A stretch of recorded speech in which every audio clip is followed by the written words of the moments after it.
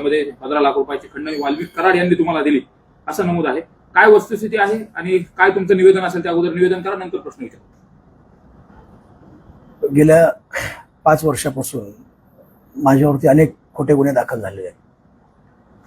त्या अनेक खोट्या गुन्ह्यापैकी हा एक खंडणीचा गुन्हा आहे. ज्या गुन्ह्यामध्ये मी वाल्मिक कराड यांच्याकडून 15 लाख रुपयाची खंडणी घेतली, असा परळी शहर पोलीस स्टेशनला 2024च्या जानेवारी महिन्यामध्ये गुन्हा माझ्यावरती दाखल झाला. आता हा जो गुन्हा आहे त्या गुन्ह्यामध्ये पीडित वाल्मिक कराड आहेत. फिर्यादी जे आहेत ते कुणीतरी उगले नावाची व्यक्ती आहे.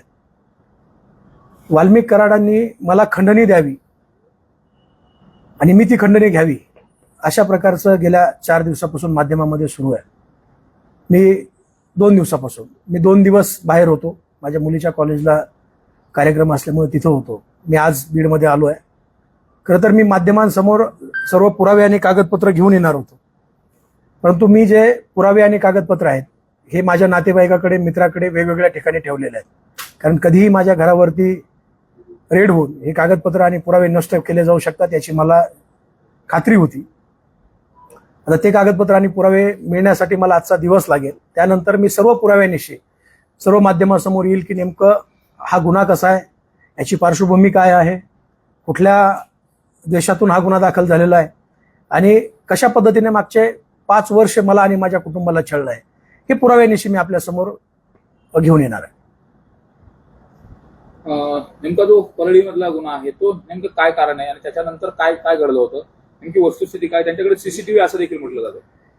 मी तेच आपल्या समोर जे पुरावे घेऊन येणार आहेत, पुरावेच मुळात ते आहेत की त्यांनी जे गुन्हा दाखल केलाय तो, आणि ते जो सीसीटीव्ही आहे, माझं त्यांना ओपन चॅलेंज आहे की तुम्ही 2023 मध्ये मी खंडणी केल्याचा उल्लेख करतोय.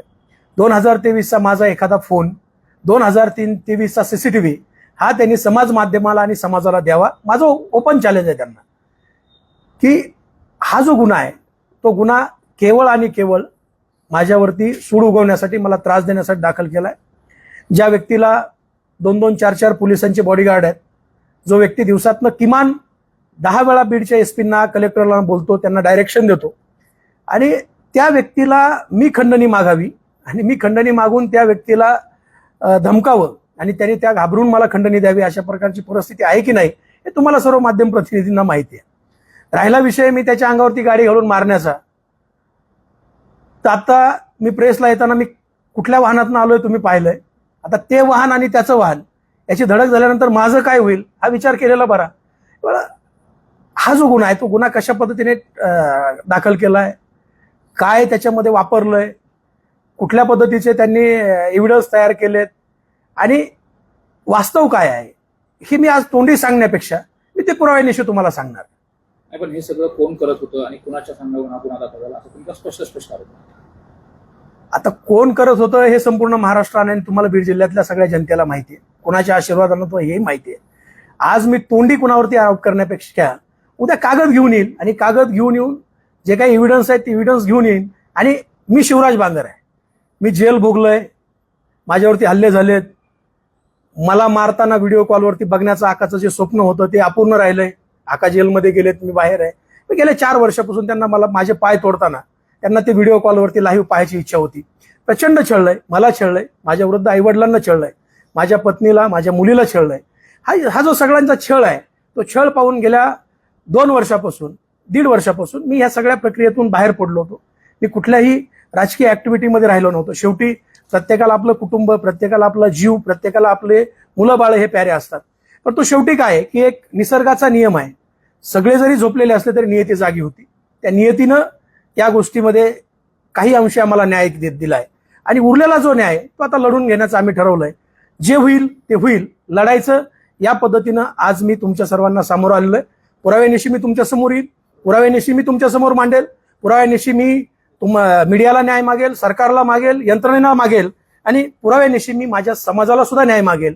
मीही तिथूनच येतो जिथून ही लोक येतात आणि या सर्वांना न्याय मागणार आहे आणि येणाऱ्या काळामध्ये एक लढा या सगळ्या व्यवस्थेच्या विरोधात उभा करणार आहे. मात्र प्रश्न हा निर्माण होतो की तुमची आणि त्यांची अशी काय दुश्मनी आहे ज्यामुळे हे सगळं केलं गेलं, त्याचं कारण काय? नेमकी तुम्हाला एवढं तुम्ही म्हणता 5 वर्ष छळलं, त्रास दिला, त्याचं मूळ कारण काय? आता तुम्ही माध्यम प्रतिनिधी आहात, तुम्ही गेल्या 20 वर्षापासून मला ओळखता. मी गुन्हेगार आहे का हे तुम्ही सांगावं.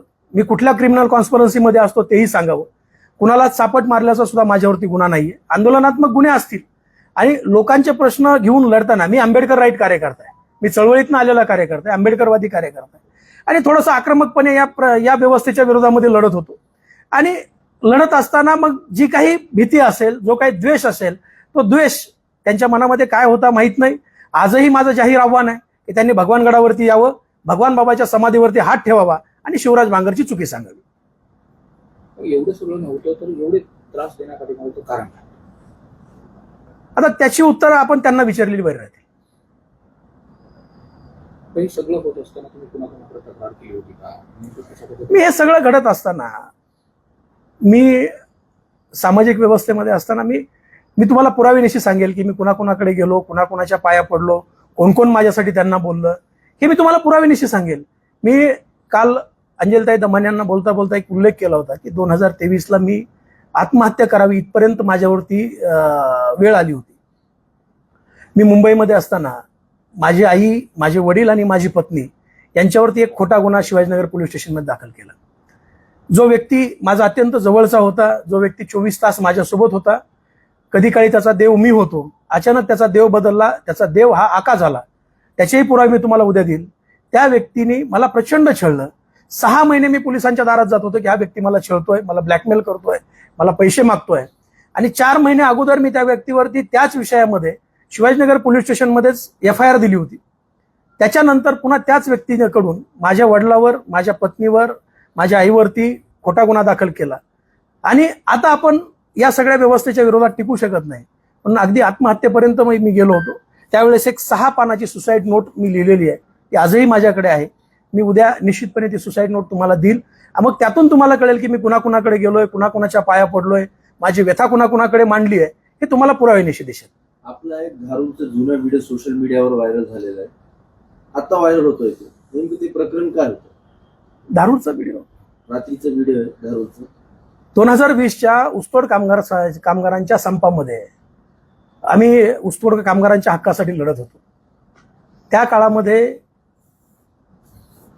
काही लोक हा संपामध्ये फूट पाडून ऊसतोड कामगारांना कारखान्यावरती घेऊन जायचं काही लोकांनी टेंडर घेतलं होतं. जी गुंड लोक होती, ती गुंड लोक आम्ही तुमच्या गाड्या पास करून देऊ, आणि आम्ही त्या ऊसतोड कामगारांना विनंती करायचो की तुमच्या हक्कासाठी आम्ही लढतोय, तुम्ही थांबलं पाहिजे, येणाऱ्या काही दिवसामध्ये निर्णय होईल. त्या काळामध्ये मी भगवानगडाच्या पायथ्याला सुद्धा ऊसतोड कामगाराचा मेळावा सध्या बाळासाहेब आंबेडकर यांच्या उपस्थितीमध्ये घेतला होता. मांजरी या ठिकाणी पुण्यामध्ये ऊसतोड कामगाराच्या लवादाच्या बैठकीच्या वेळेसही मी त्या ठिकाणी आंदोलन केलं होतं. आणि मग काही लोकांनी ती सुपारी घेतली होती की आम्ही तुमच्या गाड्या पास करून देऊ, 10-10, 20-20 हजाराच्या पावत्या त्यांच्याकडून फाडून घ्यायच्या आणि लोकांच्या गाड्या पास करून घ्यायचं, टेंडर घ्यायचं. मग तिथं माझ्या कार्यकर्त्याची त्यांची बाचाबाची झाली. माझ्या कार्यकर्त्यांना